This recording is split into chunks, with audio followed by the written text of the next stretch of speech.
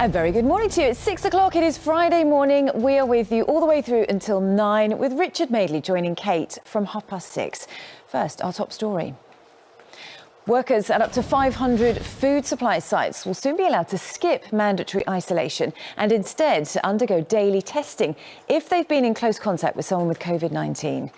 Well, the relaxation of the rules by the government comes amid concerns over food shortages, with a record number of people off work because they've been pinged by the NHS tracing app.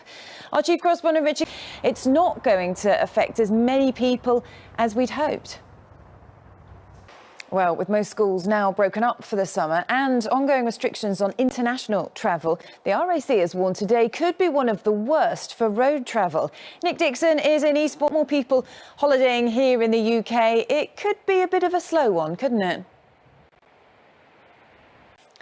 Andrew Lloyd Webber says he'll never vote Tory again in the light of the way the government's handled restrictions during the pandemic and the impact it's had on the live theatre industry. Today, following a £60 million two-year restoration project, the composer is reopening the Theatre Royal Drury Lane. Pip Thompson, Lord Lloyd Webber, haven't you, about this turbulent time and what it means for theatres?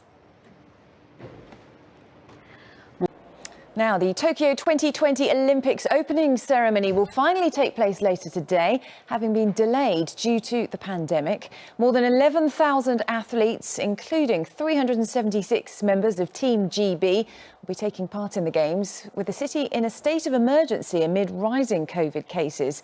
Correspondent Phoebe Amoroso Games this year, isn't it? What's the atmosphere there like?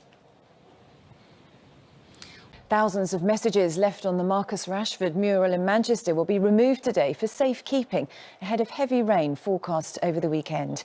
Fans left now at 6:13, and talking about heavy rain on the way, Laura has the weather. Morning Britain's here all the way through till 9. Richard Madeley and Kate Garraway will be here from 6:30.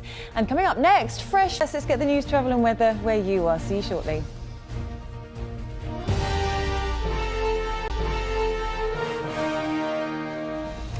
Hello again, it is 6:18. Richard Arnold's here now with the latest entertainment news. The National Reality TV Awards took place last night, Richard, and we are celebrating. We really are. She's brilliant. We love her. Morning, by the way, if you're watching this morning. Now, 6:22, let's have a look at what's making the news on the front pages of the paper this morning. Here in just a moment. And that'll be Environment Secretary George Eustice. Much more coming up. Do stay with us. In the meantime, Laura has a look now at what the weather has in store for us today and over the weekend. Here she is with all the details.